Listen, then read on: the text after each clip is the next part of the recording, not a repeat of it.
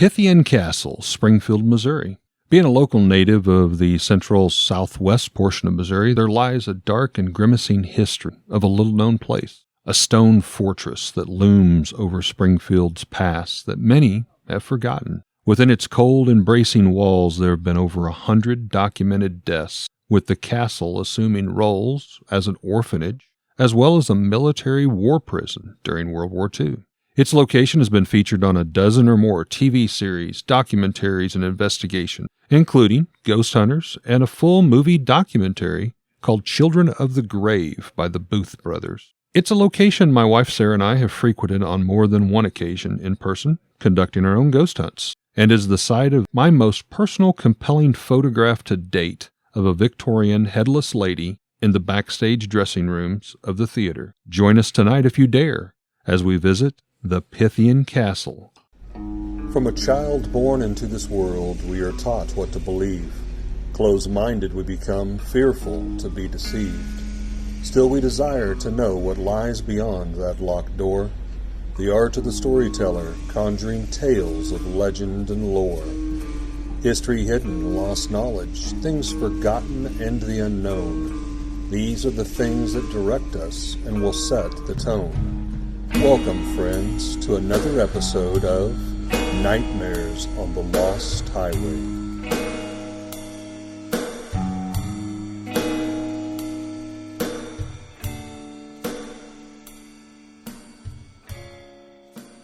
Well, like Eric said, Pythian Castle is located in Springfield, Missouri.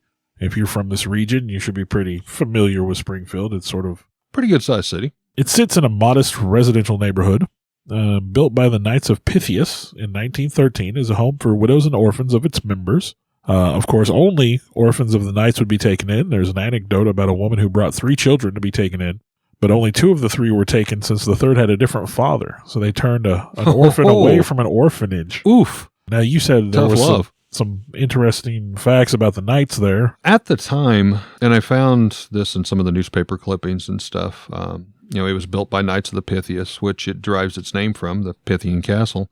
The group was described, and I quote, a formerly all-white fraternal organization formed back in 1864, right about the time of the Civil War. Well, that doesn't seem bad at all. Yeah, especially in today's society, Yeah, that title's like, oh, so very inappropriate.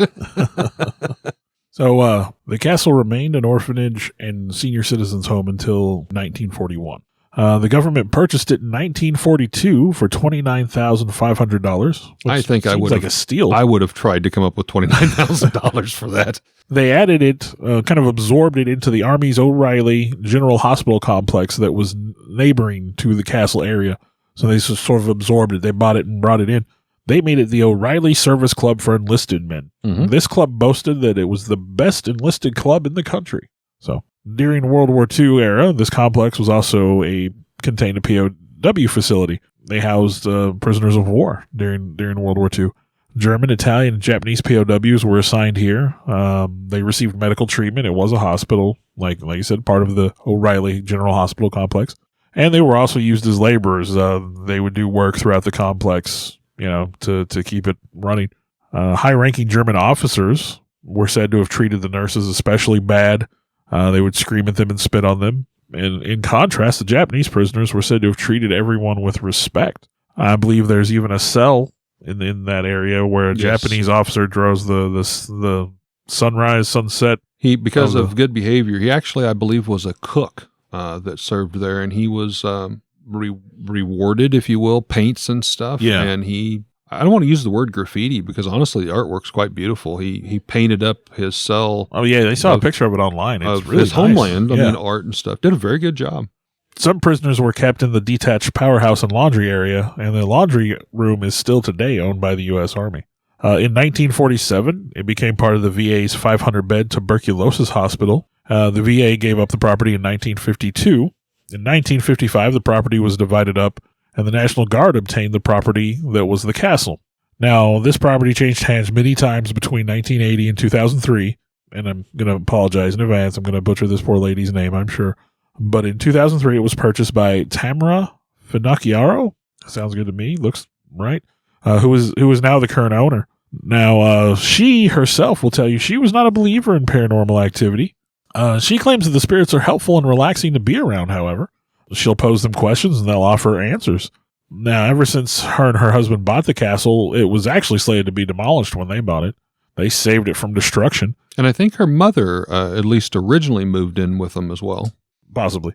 The spirits do seem to worry about them and care about them. They show concern when they're sick, and they don't let anyone mess with them. And I'm not sure what that means exactly. But yeah, like I said, she was not always a believer. She had never had any ghostly encounters before visiting the castle. I think one of the big selling points, I'm going to interject here, was she was like had a lot of background in dance and like acrobatics. And of course, the theater is there, and she uses that area for that. Now, on her first visit to the castle, she was not warned that it was haunted. Oops. She was in there. She was kind of walking around looking at this property. I mean, as you will, you buy it. You want to check it out. She heard someone call her name, and she started looking around because she thought she was the only one in that immediate area. So as she's looking around, she goes to walk through a doorway, and she bumps into an invisible mass blocking her path, as if she had bounced into somebody, you know. She finally ran into one of the employees that had been there for a while, a 13-year veteran of the castle, and this person could tell she looked a little spooked, and that's when, have you met the ghost? So we might not have told you about that before the paper signing, but yeah. So the Pythian Castle is designed to look like a castle, hence its name. It's a 3-story, 27,000 square foot building with 36 rooms.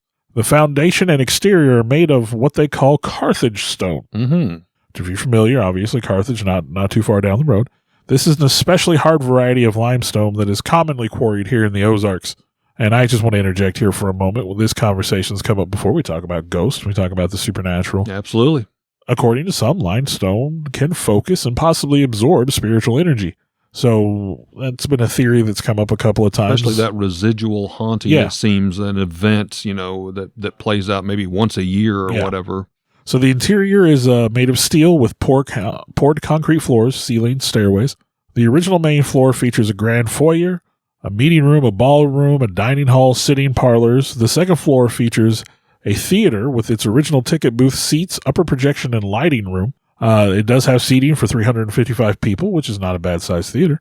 And there are changing rooms for the backstage area. Now, that also that area was also used for funerals at the time, especially well-known or more larger funeral capacities. So you would walk past the ticket booth to go in to view a funeral. I believe it was also Springfield's first theater to show silent films. Yes, it was. The building does feature a full basement. The basement features cells for holding the POWs. There's also a tunnel down there, which has a history. Yes. Now, it is said that 105 deaths have occurred in the facility, with 2 of those being children. There are no public accounts of military deaths, but those records are sealed. So there's more than 100 people. Who knows? Sure. Yeah. It is said that almost every single person that has worked in the building has heard a voice, at the very least. And sometimes particularly even their names being called. So Pythian Castle is rife with spiritual energy, is my understanding. And I've seen the Children of the Dark. Children of the Grave. Children of the Grave. Loved it. I saw that documentary. I think it came out on the Sci-Fi Channel That's on where Halloween. I saw it. Yeah. And it's got a little age on it now. It's probably 15 years or more. There's a Children of the Grave 2 that they created. Now, I personally have never been there. I haven't even driven by it. I know my sister, I think, has driven by it. And I know people that have toured it. And I believe, Eric, like you said, you've been there multiple times. My wife surprised me as a birthday present with buying 2 tickets for a ghost hunt. It's like, that's a good woman right there. I thought about taking my son for Halloween a couple of years ago. He's wanted to go on a ghost hunt forever, and I thought that might be the way to go. But we talk about ghost hunts, and it's a public place. You're not there just by yourself. Yes. There's other people there. I was going to say, I don't mean to pull away from Pythian Castle at all, because as I stated, I got my personal best confirmation photo I've ever taken at the Pythian Castle, as well as several others. What I did not like was when they do the ghost hunts, it's commonly a group of 30 or more people. And as you stated, it's 3 floors tall. It's got some open rooms, and the acoustics carry a lot of noise, meaning you could seriously hear people laughing, talking loud in the basement area, or the dungeon as it's called, when you were on the second floor. We'll step back a little bit more into the history. I wanted to touch base on the Knights of Pythias, of course, when they built the Pythian Castle. As I mentioned, the newspaper article I stumbled across was an all-white fraternity, which, at the time probably wasn't that uncommon, unfortunately. Something obviously we don't condone at all in today's society. Yeah, like I said, at the time frame even, it's kind of problematic. But yeah, obviously you could. Yeah, again, we don't. It's a sign of the times. Yeah, we don't agree with that. But I must say, I do commend their insight to at least care for their members, the widows, the children. However, obviously, if you weren't a child of a member, as Bill said, sorry, you're out of luck. The Knights of Pythias is actually still a very active group today. They have restructured, and stating, this is directly quotes online from their site, they now stand for 3 distinguishing principles, which they feel they've always stood for, and that being friendship, charity, and benevolence. Domains of the order exist in almost every state and province here in the United States. Some other lodges are located in many cities and towns across the United States, but includes Canada and even Europe. With the concern of the frailty of the people who would be housed in this area, that is why they chose to use the Carthage stone, as Bill talked about. They wanted to make it fireproof. Thus, the steel beams on the inside, fireproofing using the mining of Carthage limestone and from several nearby mines, but especially in Carthage. Now, those stones definitely kind of add to that castle feel. The exterior walls and on the front are 2-foot thick stones. That's castle-ish. So that makes kind of the outside especially impermeable to being burnt up. So that's one reason why this thing has been able to last. As we talked about, architects at the time didn't realize, but obviously it's presumed that this is a natural trait of limestone that we talked about. And the thought is, some people believe, not only does it embrace souls and that energy, but it can trap souls. Well, and like you said, the residual haunting, the recurring haunting, that's almost like a recording. That's part of the lore. I don't know. The that's lore, the word that came to my mind too. But that is part of that limestone. The belief. Limestone almost acts as a recorder for that kind of stuff. But imagine now, if you will, we've designed a limestone box, 2 foot thick. This is almost something you'd expect from Ghostbusters. They're talking about building the skyscraper that's supposed to channel spirit. We've already at least documented, not counting the closed case military, but 100+ lives inside of this limestone box, if you will. So it does kind of get you thinking, that maybe that does explain why this building has such a presence, about it. Well, and another interesting aspect is that people say almost all of the hauntings are good-natured, with one exception, which I think is the Shadow Man is kind of referred to. One of the stories that I kind of found, one of the little anecdotes I liked is back in the 60s, there was a neighbor boy that used to sneak over, and he would sneak into the castle to play, which, obviously it's not 100% legal, but hey. Yeah. Kids will be kids. Kids are kids. But he would go over there to play with his quote-unquote friends. And he says he would bring toys with him, and they would move around the floor and stuff. He said it was just like playing with living children. He knew they weren't there. Oh, wow. But as a child, he didn't realize the significance of what he was experiencing. And again... Kids are so open-minded. Yeah. But he said he would play with these spirits just like playing with other kids. The Pythian Castle was actually originally made to accommodate 100 individuals at maximum capacity. However, it would never see that capacity reached. This was partly ensued by the orphans themselves, not being allowed to stay in the main areas. And the thought, the belief is, or the concern, these kids would be rowdy and playful, and they might disturb the older members and, the widows and that were staying in the other 100 rooms, the cranky pants of the place, if you will. And you have to remember, especially back in this time frame, orphanages, they usually were not one of fond memories. It's a hard knock life. Yes. Overcrowding, cruelty, punishments.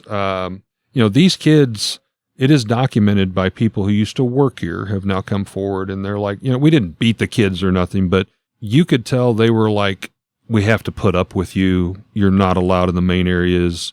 They described their bedrooms as multi-layered bunk beds.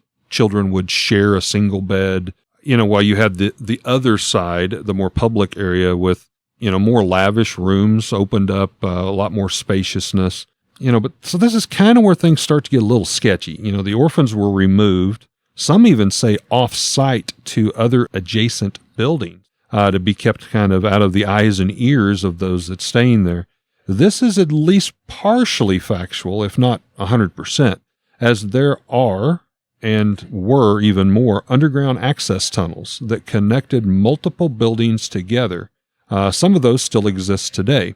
Now, some may argue they had multi-purpose, obviously, but they were more for maintenance, to have easy access to the large boiler pipes and equipment, but also for staff to take corpses and orphans. You didn't want to parade a corpse out the front doors, obviously, and we've talked about this in like Waverly Hills and some of the other places.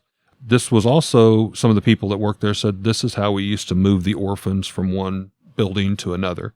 I've been in those tunnels, the ones that are still there.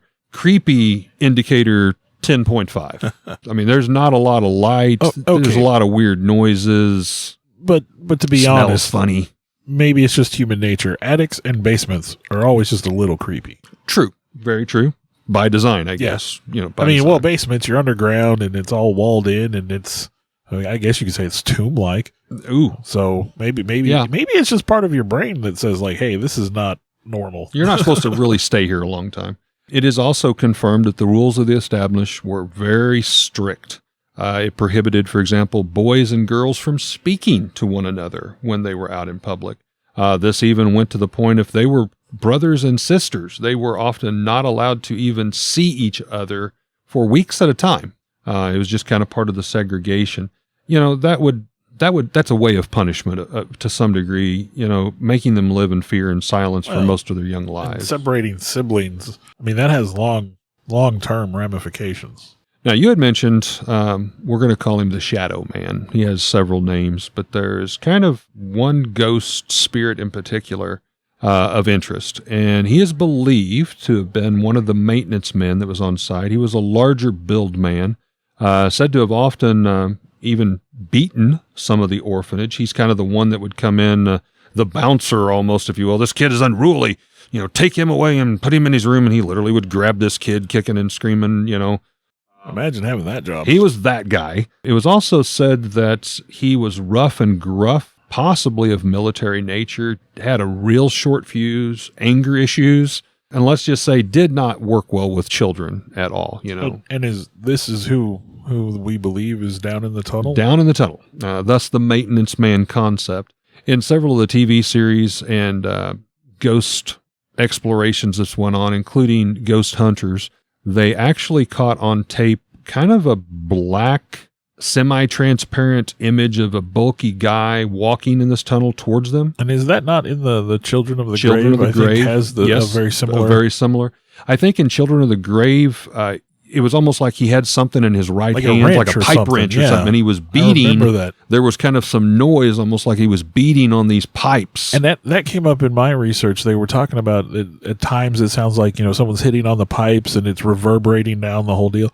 But there are big gaps in the pipes, so there's no way someone could hit the pipe at one end. Great point. Yes, and have it those echo have up the other end for years. So it's like there might be a 40-foot section of pipe, and then there might be a 12-foot gap that a pipe that's not connecting them. There's no way you're banging it at one end and somebody's going to be able to feel the vibration at the other end. There was a local Springfield television, I think it was KY3, that went and did kind of a Halloween special, and it was kind of a dare amongst them that they had to go down to the tunnel before they could leave. It was kind of a, earn your place.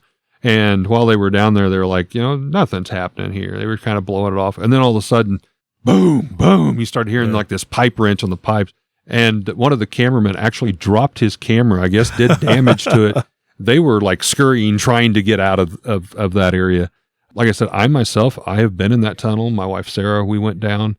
It's, I will say it's a little bit confined space.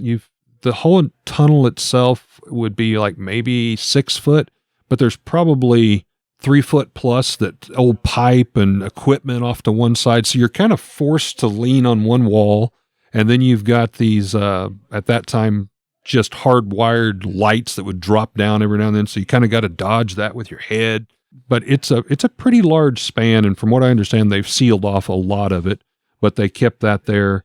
We did not see any apparitions or anything in that area. I will say we heard a lot of noise. We went down and attempted to do some recordings.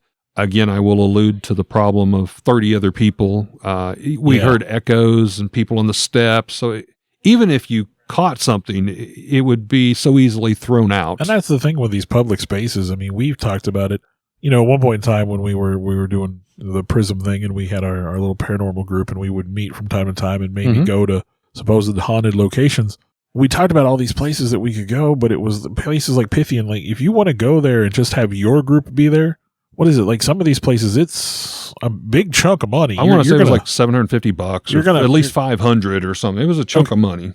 You know, that may not sound like a lot of money to some people, but working class folks, you know, but in you know, you try to split that cost between 4 or 5 people, that's not cheap. Yeah. You're coughing up more than $100 a piece for maybe overnight. And part of those was you got the run of the place for 3 hours, you know, kind of deal. And also, I mean, there's no guarantee, obviously, with this kind of phenomenon. Like when we went to Morse Mill, you know, we went there and still one of my favorite spots. We could argue you know, depending on who you were, that place was kind of hit or miss. So I personally, I know you didn't really feel like I was convinced. But shout out to Tim Southard and I. We were upstairs in one of the rooms. We just kind of rotated and divided up, and he and I were up there in one of the rooms. We talked about it and caught some really great stuff on a mag flashlight. But we already talked about that. So yeah, look at our older episodes there. But going back to this kind of shadow man, this maintenance man, this big burly anger management type guy. One of the things that's reported that he appears in multiple areas, not just the tunnel, the theater room in particular. It's known to push and shove, maybe even trip you when there's nothing there. He does not seem to be respectful of women in particular. And I will say, if you're a small child, you better stay close to your parents. A lot of pushing and shoving, that kind of stuff. He's definitely the most aggressive of any of the spirits that I personally came across or have researched. Yeah, like I said, most spirits there are supposed to be sort of friendly and helpful even. But that guy, I mean, he's got a reputation. And I come across another story here, and we were talking, you know, especially orphanages at that time frame were, let's just say, not usually a happy place. When the Pythian Castle was there in full operation, it was private grounds. They had a large fence around the area. While they did have public events and would invite people in, especially for holidays, for the most part, you could see it from a distance, but it's not something like you could just walk up on the front steps of. However, around the holidays, it was tradition that they would parade the orphans out on the front step to sing Christmas carols, where the local Springfield citizens would gather at the gates of the estate and listen. You have to think about this. You know, here these poor orphans, they're out here singing Silent Night and all this. And you got these other people that's like, oh, listen to the cute little orphans. I don't want to help you, but that's so cute. Let's parade the orphans around, on the estate. That's weird. Yeah, creepy, weird. Today it is said, a portion of the castle's life was to care for the orphans and widows and the old timers. That part would only went on for about 26 years until, as Bill mentioned, it later got bought up and became a prison of war. Not that they housed a lot of prisoners of war, but they had like a dozen or more there. But the children especially seemed to be able to be heard more than any of the others with the orphanage and probably some of the less than desirable conditions that they were kept. Even today, this seems to be a pretty normal phenomenon. Well, going back, personal accounts. That's another thing, Bill and I, when we did this, we were always trying to bring it home, so to speak, as personal and as reputable sources as we could find. My wife, Sarah, and I, we have visited Pythian Castle at least twice on, I would say, an overnight ghost hunt. We didn't spend the night, but it would be like, 6 to 8 hours. We would stay till early morning and then basically drive back to Lebanon, which about an hour drive. One of the events, or one of the things, I'll set the stage. When you walk in, and we've shared pictures of this on our Facebook site for Nightmares on the Lost Highway, there's kind of these two statues, almost gargoyle dog-like. I mean, it definitely sets the setting of a castle. These limestone steps that you walk up to, big columns, it's very predominant, especially if you go at night and they've got the lights cast upon it. There's a lot of shadows. Definitely get your mind kind of set. But as you walk into the room, there's a lot of large rooms. There's a lot of long hallways, multiple stairways, multiple levels. As in many ghost hunts, you'll notice there are a lot of mirrors, which I think are added a lot to, hey, I saw something out of the peripheral vision of my eye, movement, ricochets, camera flashes of light. Well, at the same time, though, I think mirrors have sort of a special mirrors seem to attract the special association when you're doing ghost hunting. And I mean, I know, like, for example, the old funerary rites where you cover the mirrors in the house so the spirit can't be trapped and things like that. So mirrors do have a reputation of being able to kind of hold spiritual energy too. I agree with that. But from a camera standpoint, they're annoying. From a standing there looking around for ghosts, and, oh man, I seen something. I looked at myself. It's just the mirror. But obviously, it's kind of an abiding feeling. However, you just can't shake that as you're walking through its doors, and especially if you're alone. However, it's very hard to be alone there. I will say again, there seems to be a lot of people. In the basement, which is affectionately called the dungeon, you can still see some of the preserved war prisoner rooms, as Bill stated. One in particular we talked about is the decorated artwork with the Japanese paintings on the wall. This room in particular, we personally felt uncomfortable with being in. When we went into the room, which, don't quote me, but I want to say it's about a 10 by 15 maybe size room, we felt uncomfortable, uneasy. And ironically, with going back through the history, that doesn't make sense because this prisoner of war was one of the only Japanese prisoners, and he seemed to be the best treated. Yeah, the story is he was pretty respectful. A lot of the prisoners, ironically, said they were Italian prisoners and very few Japanese. We took some pictures, obviously, pre-walk. We always go through, take pictures, and then as we do the ghost hunt periodically through the night, we would go in and do recordings, EMFs, and take more pictures. We got a phenomenon that's not, I won't say it's not common, but it's been uncommon for us. And that's when you see on the picture, for lack of a better term, almost like a lightning strike, a light flash, weird worm-like glowing events. We caught the first batch of those right literally at the doorway leading into that Japanese prisoner's room. And it was in multiple pictures. And as we took the pictures and looked at them in order, I will say it was like it came out of the room, went through the doorway, and down the hall. There was some weird movement to it. He's just trying to get away from you. Yeah, probably trying to get away from me. I scared it more than it scared me. So, we had that happen in that particular room. Back up on the main floor, there's actually another kind of more narrow stairway that leads straight up, kind of a, lack of a better term, almost a service stairway, but it is wooden. And it leads to what I would call kind of the lookout tower. It was an office that's directly above the front porch. Now, this stairway in this room was featured on Children of the Grave, done by the Booth brothers. As I said, it's a narrow, long hallway that leads up from the inside, creaky wood steps, as you would imagine. But we felt as if we were passing other people on the steps, which literally was maybe only 3 foot wide. It was very confined, but there was no one there. But you felt, you could feel almost like a pressure. And that's one of the things people have said, that they feel almost like a physical presence. Nudging, Yeah, like you bump into, well, like the owner when she was there and she bumped into something in the doorway. So that does seem to be a fairly common occurrence there. And it was something low. I mean, I would envision like a child, maybe the children I could almost, got sent up to the principal's office for misbehaving and they were, sulking, coming back down the steps or whatever. It wasn't pushing. It wasn't violent. It was, again, just like you rubbed against something, on the stairway. Now, in that room, when we come up to the top, it was kind of converted to an office. This is one of the areas where we tried to replicate some things that we had saw on TV. It was in the Booth brothers' Children of the Grave. I swear they're not funniness for this, but it's a very good film if you're into that. Well, yeah, I mean, like I said, when I watched it, it's one of those things where it's one of the few that I've ever watched that I felt like, yeah, okay, they definitely found something. Yeah, and it was very legit. I mean, to me, it was very legit. But one of the things that they were able to catch, and it was a more wintry night than what we were there. We were there in like July. but they caught what truly resembles children's handprints on frozen windows, like where it would melt. Now, the weird part was the children's handprints were on the outside of the window, which I thought that was extremely strange when you're, 30 foot up in the air. We were unable to get that anything really up in that office whatsoever. That was kind of a total flop. We were a little disappointed, but we did have, as I mentioned, the nudging feeling as we were walking up and down the steps.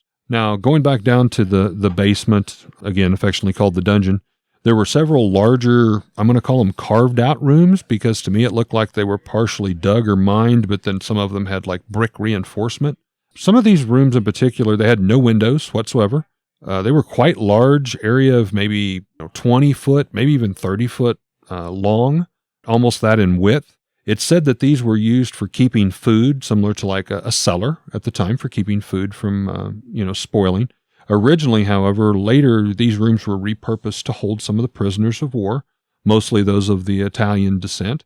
One exception, of course, was the Japanese cook, which had an area on the opposite side of the dungeon, so he was even almost kind of segregated away from the rest of the prisoners. When we walked into those areas, the walls were very, very thick. It was very cold. I would relate it to a cave. I mean, that you didn't feel like you were in a basement anymore. You felt like you were in a cave. We caught some recordings that were very strange, almost with mumblings. But again, we weren't able to really add much merit to it because there were so many people around and possibly the acoustics was carrying it. But definitely caught our attention when we went back and reviewed the footage and was listening to the hours of audible, tapes that we had done. Still, by far, our best evidence personally ever collected, and I've shared this photo on the Facebook page before, was in the theater stage room. This was up on I think it's the second floor. As Bill was talking about it, I think it seated maybe 300 people at the time. 300, almost, was it 350? Something like that? It had multiple dressing, changing rooms behind it. The theater would be like one that would have been the vaudeville stage time frame later, as Bill said, even playing silent reel films. Artists like Charlie Chaplin performed there. Very recognizable names. Bob Hope, I believe, actually even performed there. Yeah, I saw that. But it was in this area. We went into the theater, and they suggested that we all kind of space ourselves out. And there was a group of about 15 of us sat out in the theater and just, try to be quiet, hear what you could hear. Typical old house. Again, you've got multiple people on multiple floors. You could hear wood creaking, footsteps. Nothing that I really tied a lot to. But we didn't even know we had the footage because we did the pre-walk. And we were able to get ourselves away from the groups. It was kind of, you got free game, and until it starts getting dark, that's when the ghost hunt initiated. So literally it was my wife, myself, and I believe there was another couple probably within about 12, 15 feet of us in another room back in the theater dressing rooms. They, at that point in time, was doing total reconstruction. They had ripped all the lath and plaster out.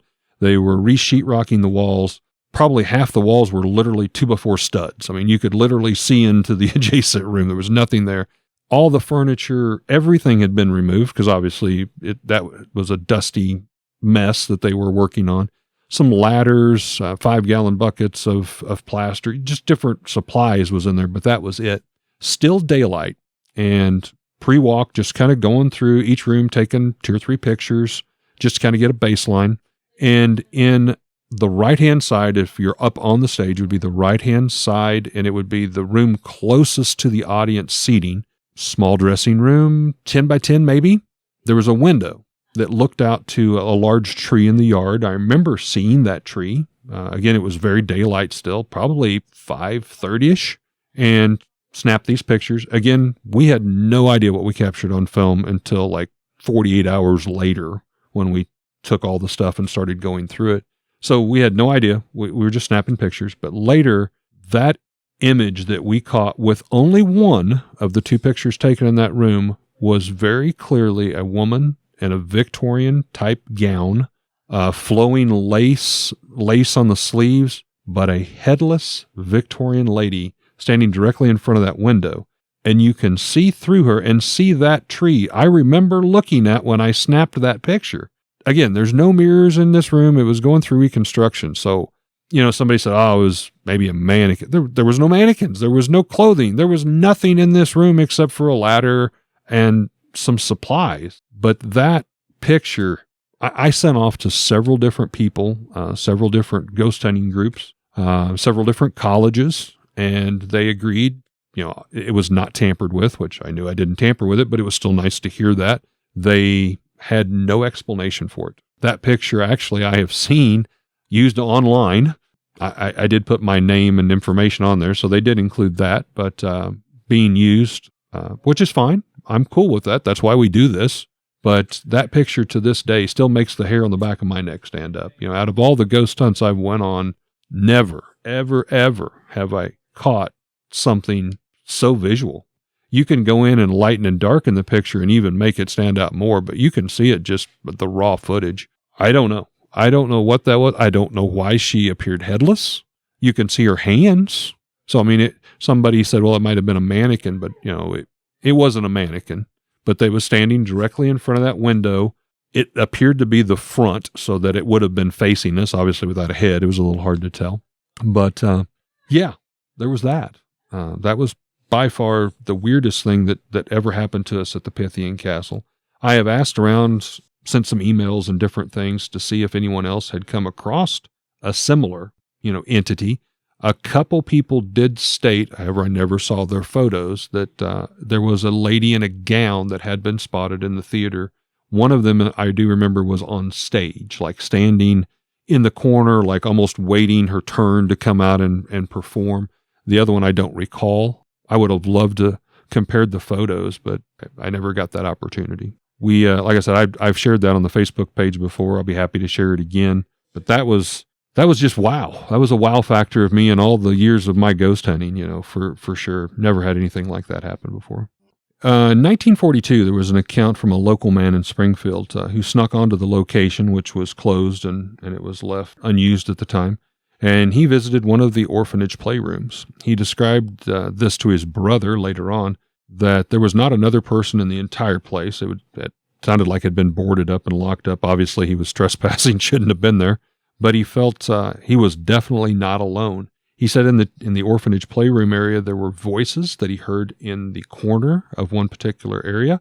It was a man and a woman, not children's, but a man and a woman. They were quietly kind of arguing about something in the corner. He said, when I investigated further, I walked over there and there was absolutely no one there, and I could not hear the voices anymore, but there was nowhere they could have gone, as the only door was behind him and they had not passed him. Another account was in the mid-1940s, a tour guide who was wrapping up for the day, gathering her stuff on the same floor. She said all of a sudden she felt kind of this chill breeze in the air around her.